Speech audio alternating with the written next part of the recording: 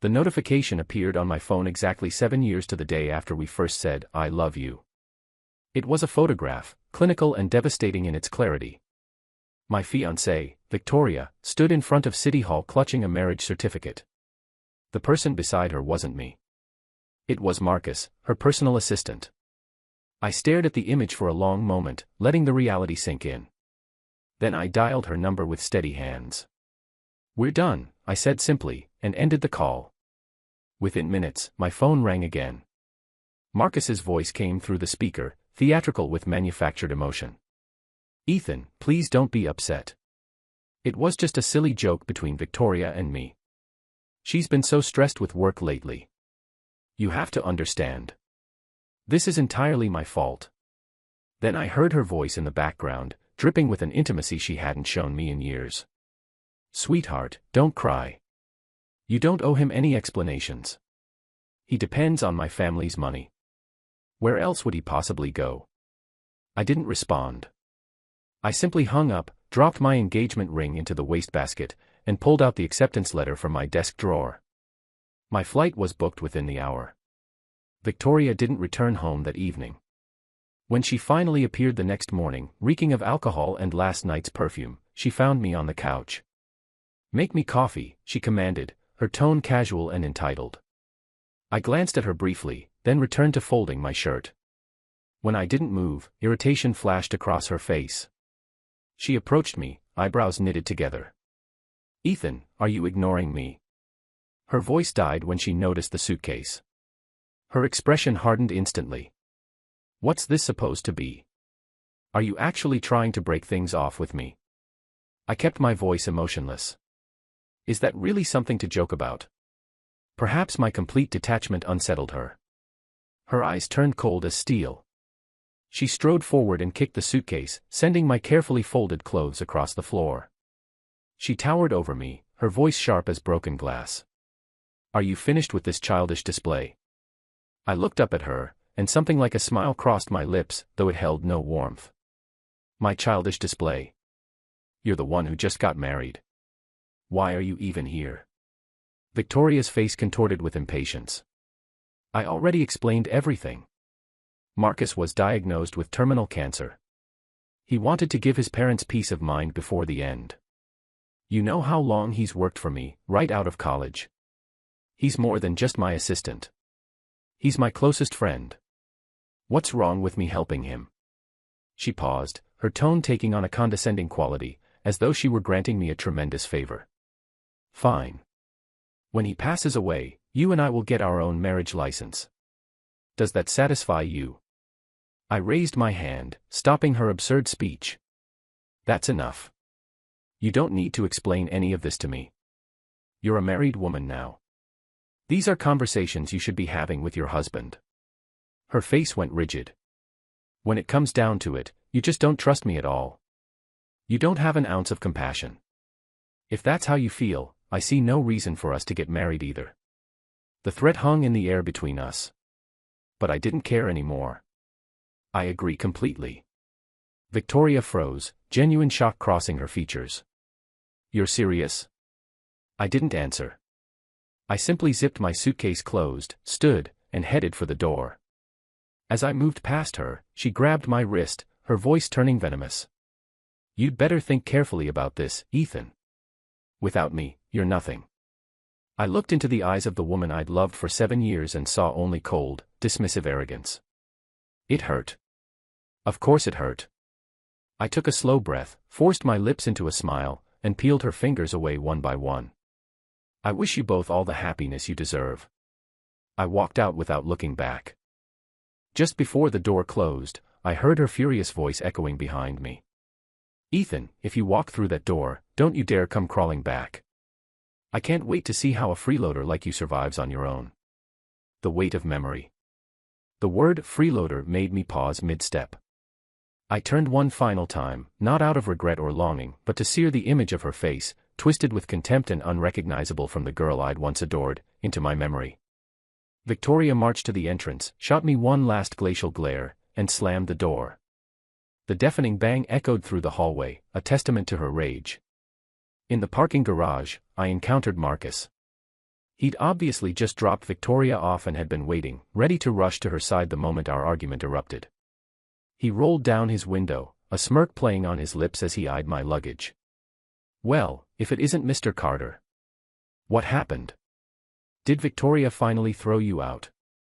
I gave him a cold look, saying nothing, but he pulled his car forward, blocking my path. "You should have left ages ago. A washed-up nobody like you never deserved her." I stopped and studied his smug, punchable face. Then I laughed. "You're absolutely right. I don't deserve her. A pathetic parasite like you, though. You two are perfectly matched." Marcus's face contorted with fury. I didn't give him time to respond. I drove my foot into his stomach, doubling him over, and walked away without a backward glance. You don't need to be polite when taking out the trash. 7 years. That night, lying in a hotel bed, memories washed over me in waves. Victoria had once been my entire universe. But she was the untouchable heiress of the Sterling family, and I was just a scholarship kid from a forgotten town. We'd met at Columbia University, but we existed in completely different worlds.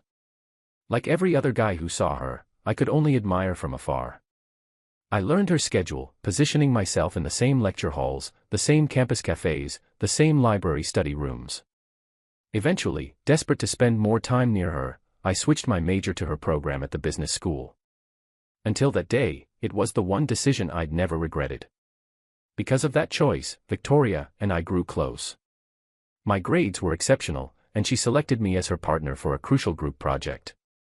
I remember being so overwhelmed I could barely form words. Staring at her flawless face, I stammered for a full minute before finally managing to say, "I'd be honored." Victoria burst into laughter, her eyes crinkling with genuine delight. "You sound like we're getting married." The rest of our group erupted in cheers and whistles. I ducked my head, grinning awkwardly, my heart racing, but she came to my rescue immediately. "Leave him alone, everyone. Ethan's brilliant. I'm the lucky one to have him on my team." After that day, we became inseparable. When I finally gathered the courage to ask her on a date, she accepted without hesitation. We had the perfect college romance, the couple everyone envied. When I graduated, I had offers from every major firm on Wall Street. My favorite professor even secured a full scholarship for me to pursue my PhD at Stanford. But for Victoria, I turned them all down. I willingly started at the bottom of her family's company, Sterling Corporation. And she fought with her family repeatedly to be with me, pushing back against their constant pressure, carving out a small world just for us. Sometimes I wonder how everything fell apart. We both wanted the same thing, a stable future together. But everything changed when Marcus appeared. Marcus was younger, more energetic, and knew exactly how to flatter her. I don't know precisely when it happened, but gradually our conversations shifted. We stopped discussing our dreams and started talking only about whatever thoughtful gesture Marcus had performed that day. At first, I was angry. I was jealous. But after several explosive arguments where she dismissed my concerns as overreactions, I realized her heart had already drifted away. It wasn't just Marcus's presence that disturbed me. It was Victoria's complete and utter indifference that left me hollow. No matter what I did to reconnect with her, all it took was one text from Marcus, and she would abandon everything to rush to his side. She gave all the affection she once had for me to him. For me, the man who had stood beside her for 7 years, there was only coldness and criticism. Even knowing all this, I proposed. I thought perhaps marriage would help her settle down, help us reconnect. But that marriage certificate with her name beside another man's destroyed the last shred of dignity our relationship possessed. Staring out at the city lights, a profound sense of peace settled over me. They say relationships have a 7-year itch, that any connection can grow stale after the passion fades. Perhaps Victoria and I simply ran out of time. Breaking free. The next morning, I went to the office to resign. It was largely a formality since my authority at Sterling Corporation had been systematically dismantled long ago. When the HR director received my resignation email, she didn't bother asking questions. The approval came through within minutes. Afterward, she called, her voice dripping with false sympathy. "Such a shame, Ethan. We were all anticipating celebrating at your wedding." I ignored her mocking tone and replied with a smile. "Don't worry. I'm sure you'll have your celebration soon enough. I hung up and was about to leave the building when my phone rang. It was Victoria. Ethan, stop this nonsense. I've rejected your resignation. This tantrum has gone far enough. If you don't stop immediately, I'll ensure you leave Sterling Corporation without a single penny. I laughed coldly. After 7 years together, did she really believe I was just some gold digger who could be controlled with threats? Do whatever you want. I don't care. I blocked her number and deleted her contact. The world became instantly quiet. I submitted my resignation again. This time it was approved without resistance. With my termination letter in hand, I walked out of that building for the last time. That night, I slept better than I had in years. I didn't have to worry whether Victoria was drinking too much at work dinners or whether she was in a foul mood. I didn't have to concern myself with the company's endless problems. The freedom was intoxicating. The next morning, frantic ringing jolted me awake. I answered, and Victoria's furious voice exploded from the speaker. Ethan, what the hell is wrong with you? The signing ceremony for the Harrison contract is today. You'd better be there. I shook my head to clear the fog of sleep, holding the phone away from my ear as she ranted. When she finally paused for breath, I spoke slowly and deliberately. You must have a poor memory, Miss Sterling. If I recall correctly, I resigned yesterday, and you approved it. Your project has nothing to do with me. Ethan, she shrieked, her voice mixing fury with warning. I'm warning you. Don't push me. I may have approved your resignation, but the transition paperwork isn't complete. If you don't show up, I have every legal right to sue you for breach of contract. Her threats left me completely unmoved. Don't even attempt that with me, I said coldly. If you had actually read my resignation letter, you wouldn't be wasting your breath right now. I hung up. Public reckoning. I never expected to see her again so quickly. After news of my resignation spread, several companies I'd collaborated with reached out with employment offers. The CEO of one, a man named Harrison, personally invited me to lunch. I couldn't politely decline, so I agreed to meet him. He was generous, reserving a private dining room at the Sterling Grand, one of the city's most exclusive hotels. The moment I entered the lobby, I saw it filled with familiar faces from my former company. It struck me then that the hotel was owned by Sterling Corporation. Victoria's major contract signing was happening in this very building. As I hesitated, considering whether to leave, Marcus materialized from nowhere. When he spotted me, a sneer spread across his face. The meek persona had vanished, replaced by arrogant swagger as he blocked my path. Look what we have here. If it isn't the washed-up loser. You talk such a big game, but now you're crawling back with your tail between your legs, aren't you? I gave him a dismissive glance. Looks like I didn't hit you hard enough last time. Are you back for more? Marcus's expression faltered, and he instinctively stepped back, but seeing my mocking look, his anger flared. Don't get cocky, Ethan. Victoria is my wife now. You're just a has-been with nothing to your name. I couldn't be bothered with him. I shoved him aside and walked into the hotel. He sputtered behind me, threatening to call security. The commotion drew everyone's attention in the lobby. I gave a casual wave to my former colleagues and headed for the stairs. Mr. Harrison's reservation was in a private room on the second floor, but someone was determined to prevent me from reaching it. Ethan, stop right there. Victoria came clicking up behind me in her heels. She looked me up and down, her expression full of contempt. This is an important day, and you show up dressed like that. If you're not embarrassed, I certainly am. She turned and ordered her assistant to take me to get a new suit and improve my appearance. I pushed the assistant away and looked at Victoria with amusement. Victoria, how many times must I say this? I've resigned. We are finished. I'm here for a business lunch, not to participate in your corporate theater. What I wear is none of your concern. Victoria looked stunned, then instinctively scoffed. You're meeting someone here? Don't make me laugh. You can't even afford a cup of coffee in this place. To her, someone like me, the freeloader, had no right to set foot in her family's five-star establishment. I didn't bother explaining. I turned to go upstairs, but another voice stopped me. Ethan, my friend. It's been far too long. I turned to see a heavy-set middle-aged man beaming as he approached. It was Mr. Harrison, CEO of Harrison Industries, and the man of the hour. Victoria's crucial contract was a partnership with his company. "Mr. Harrison, good to see you," I said, shaking his hand warmly.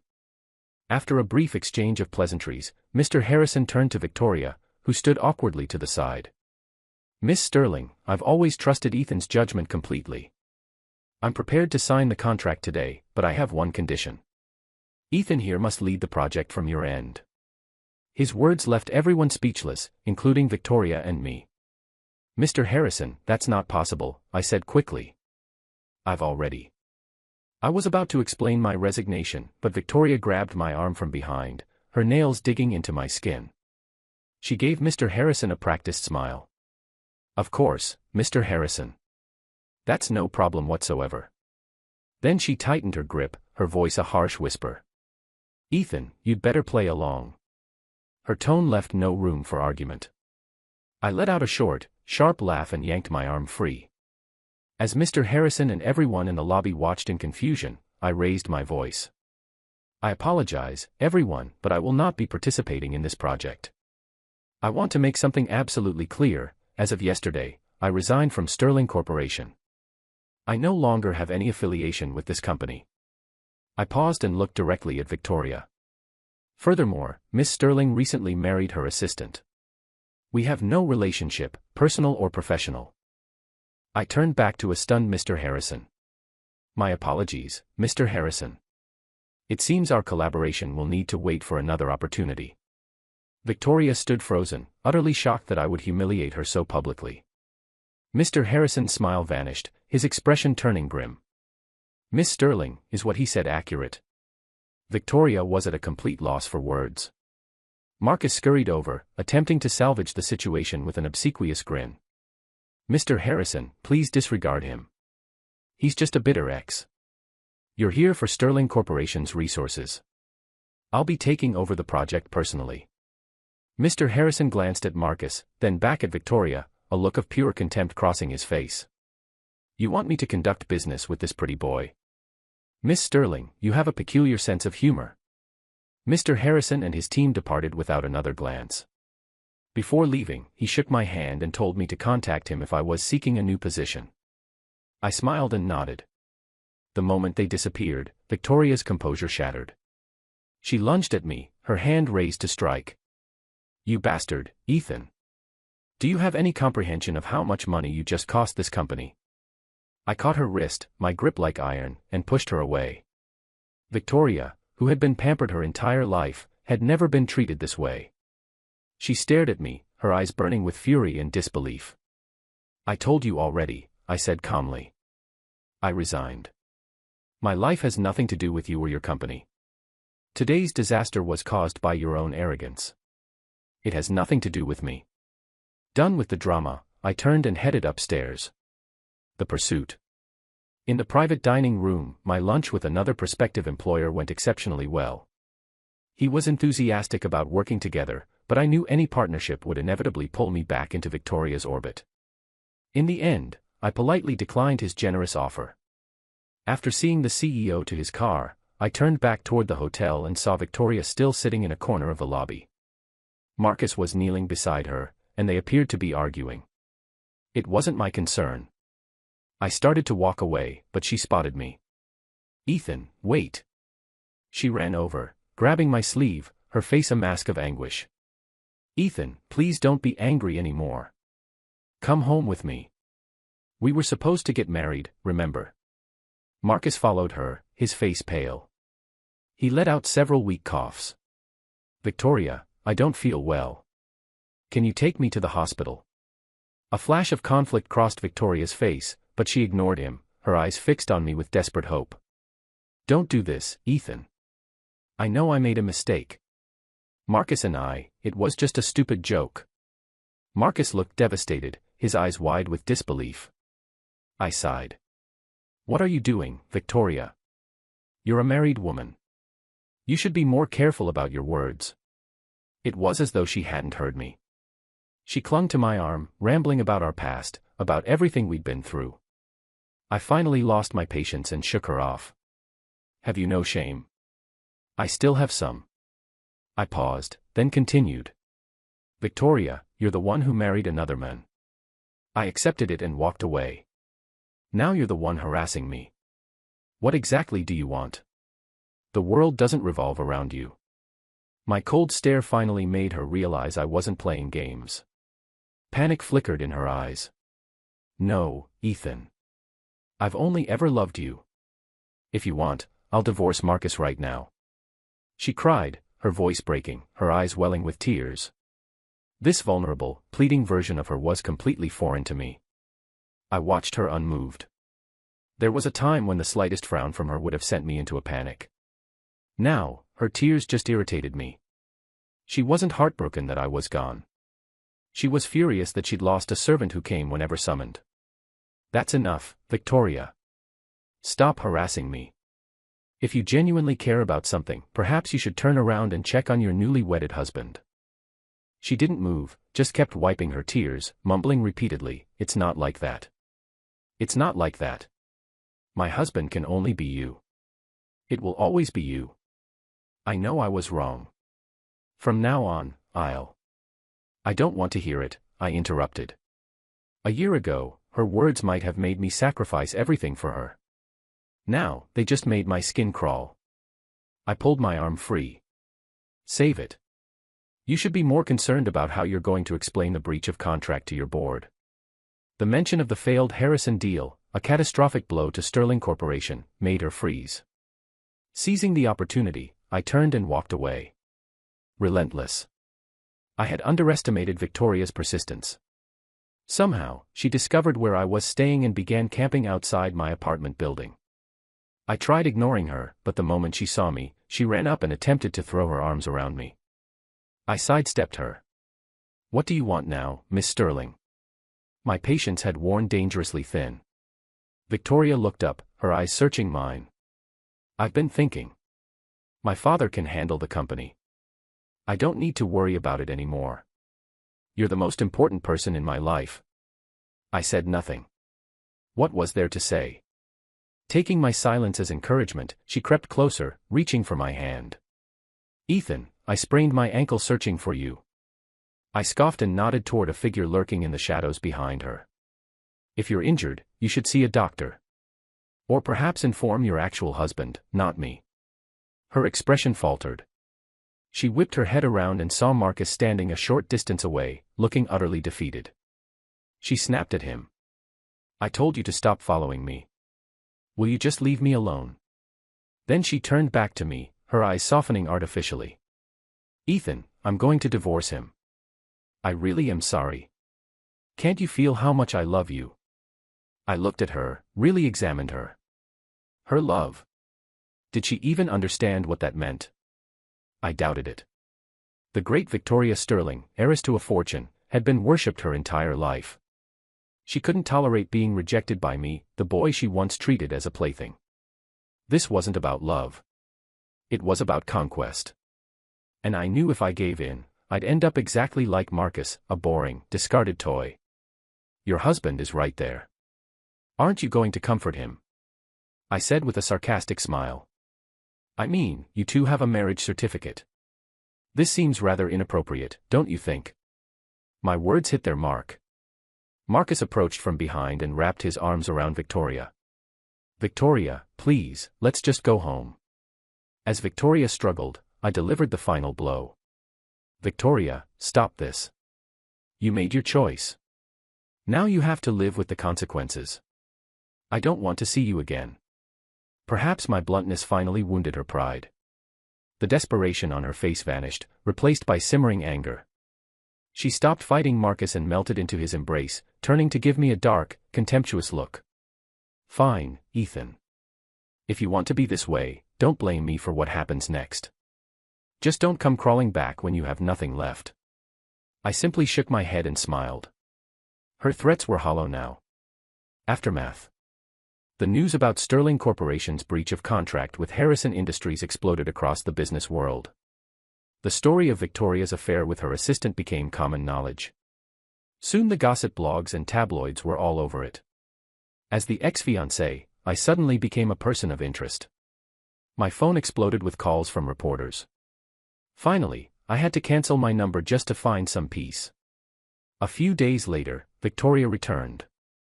This time she brought 2 of her family's bodyguards and blocked the entrance to my building. She declared if I didn't go with her, I wasn't going anywhere. Not wanting to create a scene for my neighbors, I got into her car, my expression stormy. "Victoria, is this ever going to end?" She flinched at my tone but quickly regained her composure. "Ethan, I'm here because of my father. He's in the hospital. He wants to see you." Her voice had lost its arrogance, replaced by something that sounded almost like pleading. I didn't feel like arguing anymore, so I just leaned back and closed my eyes. At the hospital, in a private suite, I encountered Victoria's father. The man who was once an industry titan now looked pale and fragile in the hospital bed. "Father," Victoria said softly. "I brought Ethan." Mr. Sterling grunted and opened his eyes. Even weakened by illness, they remained sharp and commanding. That was the presence of a man accustomed to absolute authority. I couldn't help but notice that even Victoria, so brazen and domineering with me, was meek in his presence, nervously twisting the hem of her shirt, a habit she'd always had when tense. Before, I would have tried to comfort her, to tell her I was there for her. But those days were long gone. I had no reason to tiptoe around them anymore. I strode over to the sofa, sat down, and crossed my legs. "Mr. Sterling, you wanted to see me." His eyes narrowed slightly. "You've heard about the company's stock situation, I assume." I simply smiled without answering. His face darkened. "I brought you here because I want you and Victoria to get married as soon as possible. That will smooth things over with Harrison Industries so the deal can proceed, and you'll officially become part of the Sterling family. A mutually beneficial arrangement." His voice was weak, but the disdain and command were unmistakable. From the moment he discovered Victoria and I were dating, he had tried to separate us. He was convinced a poor kid like me was only after his family's fortune. Even now, nothing had changed. It all became clear. Sterling Corporation wasn't powerful enough to challenge Harrison Industries. After destroying the deal, they couldn't repair it independently. But they knew Mr. Harrison respected me, so they decided to use me as a pawn. From beginning to end, I was just a tool in their game. "I've already told her to divorce that Marcus boy," he continued. "As soon as you agree, you can marry my daughter." Victoria looked at me, her eyes shimmering with tears, waiting for me to consent. I met her gaze and said slowly and clearly, "I'm sorry, but I don't want someone else's leftovers." The words had barely left my mouth when Mr. Sterling's hand flew across Victoria's face. The crack of the slap echoed in the quiet room. "You shameless girl, causing all this trouble for some pretty boy. You act so high and mighty, but you have no comprehension of what you're worth." His words were directed at her but meant for me. I just laughed, not bothering to react. Victoria held her reddening cheek, her eyes fixed on me, as though hoping I would defend her. I simply watched, a detached observer. Then I stood to leave. Seeing his authority so blatantly ignored, Mr. Sterling lost his composure. He shot up in bed, pointing a trembling finger at my back and unleashing a torrent of curses. I treated it like a dog barking and kept walking. To my surprise, Victoria abandoned her father and ran after me. "Is there something else, Miss Sterling?" I asked, my voice dripping with impatience. "Ethan," she choked out. "I divorced Marcus. There's nothing standing between us anymore. Won't you please marry me?" I simply stared at her, my silence a clear and final answer. Tears streamed down her face. "No," she whispered, shaking her head. "You weren't like this before. Is there really no chance for us? You know I love you." "But I don't love you anymore," I cut her off. "I don't believe you," Victoria's voice grew louder, more frantic. "I don't believe you, Ethan. You loved me so much. Have you forgotten everything?" She was screaming now, a hysterical, wild-eyed woman who bore no resemblance to the cool, elegant CEO she presented to the world. I smiled, but there was no warmth in it. "You said it yourself. That was the past. The Victoria I loved is dead." My words struck her like lightning. She shook her head desperately, trying to argue, to plead. But I was finished. I didn't want to fight with her anymore. I didn't want to hear her apologies. I pushed past her and walked away, leaving her to collapse on the floor in a heap of sobs. New horizons. After that day, we had no contact.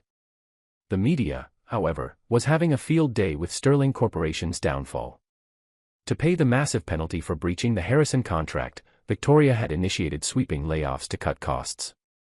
The move backfired spectacularly, creating panic within the company and a tidal wave of negative press. If not for the family's deep-rooted connections, the company would have collapsed completely. I felt nothing about it. Victoria had made her choices. Meanwhile, Mr. Harrison contacted me again with an even more generous offer. I was tempted, but the thought of inevitably dealing with the Sterling family again was enough to make me decline. Instead, I called my former professor from Columbia and inquired about pursuing my PhD abroad. He was thrilled. He had always been disappointed when I sacrificed my opportunities for Victoria. Seeing me get back on track, he offered his full support. "Ethan, you're young," he said. "This is your time to build something meaningful for yourself."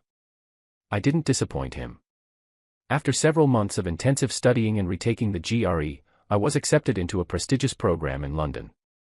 To celebrate, my professor organized a reunion with some of my former classmates. And at that reunion, I saw Victoria again. It had only been a few months, but she was almost unrecognizable. It was Victoria who broke the awkward silence. "Long time no see, Ethan." She offered a smile, but it was strained and fragile. I nodded, saying nothing. Her gaze fell. "I must look terrible, don't I?" "You look tired," I answered honestly.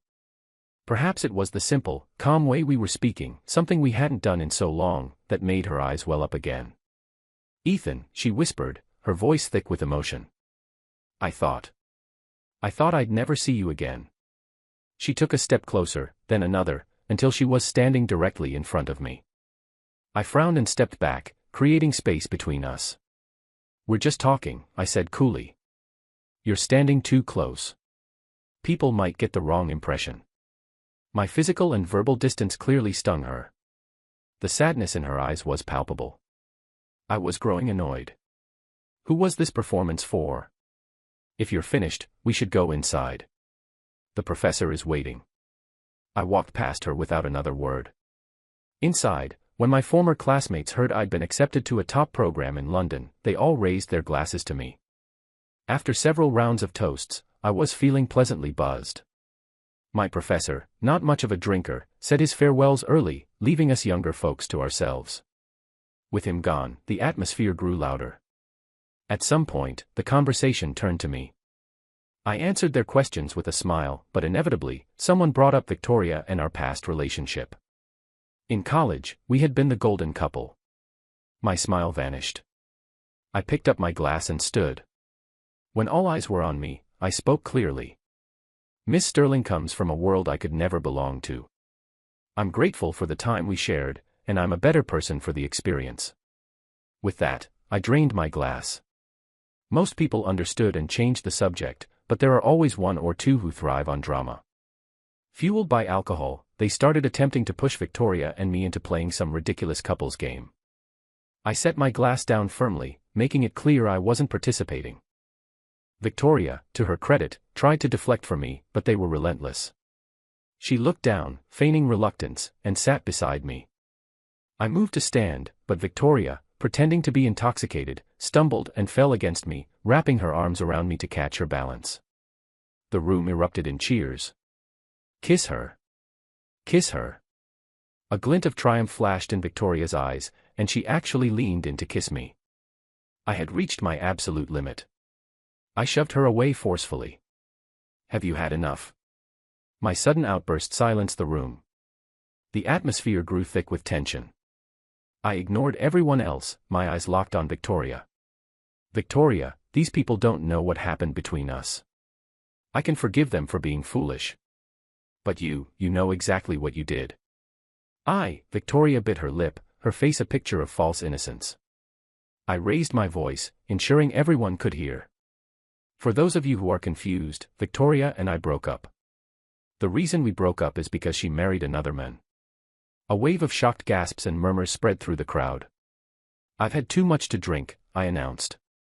I'm going home. I turned and left. But impossibly, Victoria followed me outside. I had never imagined she could be this shameless, this relentless. For a moment, I almost missed the cold, arrogant woman she used to be. I stopped and spun around to face her. Will you just stop? Don't you realize how pathetic this is? She stopped, tears streaming down her face. I know you're leaving the country. I just wanted a chance to see you a few more times. Her words did nothing for me. She didn't cherish our time together when it mattered. Who was this performance for now? Besides, a month ago, Marcus had sent me a photograph of them on vacation together, all smiles. Why was she still pursuing me? You have a husband, I said flatly. You should try acting like it. She shook her head violently. No, it's completely over between us. The entire story poured out. Marcus had fabricated his illness from the beginning. He was never sick. He simply wanted to win her sympathy and steal her away from me. Watching her stand there sobbing and trembling, I felt not a shred of pity. Marcus was manipulative, certainly, but he couldn't have succeeded without Victoria's willing participation.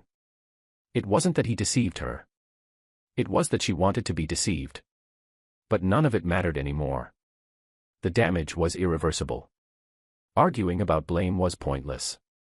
Victoria, let me go, and let yourself go. Can't we just let this end with some dignity? Final goodbye. The next time I saw Victoria was the day of my flight. She wore a mask and sunglasses, following me from a distance, thinking I hadn't noticed. I decided to play along and proceeded to the first-class lounge. She took a seat several rows behind me. I put on my headphones and waited. Just before boarding, I received a call from an unknown number. It was Victoria's father. His tone was completely transformed, polite, almost pleading. Ethan, please reconsider. I want to apologize. Can you please give my daughter another chance? I know I was wrong about you. I see now what you're capable of, and I see how much you cared for her. Since you left, she's been just empty. As a father, it breaks my heart to see her like this. So I'm begging you, for the sake of what you two once shared, please give her one more chance. I stood and turned around, looking directly at Victoria. Mr. Sterling, I said into the phone, my voice loud enough for her to hear clearly. And you too, Victoria. I'm only going to say this one final time. Listen carefully. From this moment forward, I have nothing to do with the Sterling family. We are strangers. I walked to the gate. As I handed over my boarding pass, I glanced back. Victoria had collapsed onto the floor, her body shaking with sobs. I didn't hesitate. I didn't turn back. Once on the plane, gazing out at the endless blue sky, a profound calm settled over me.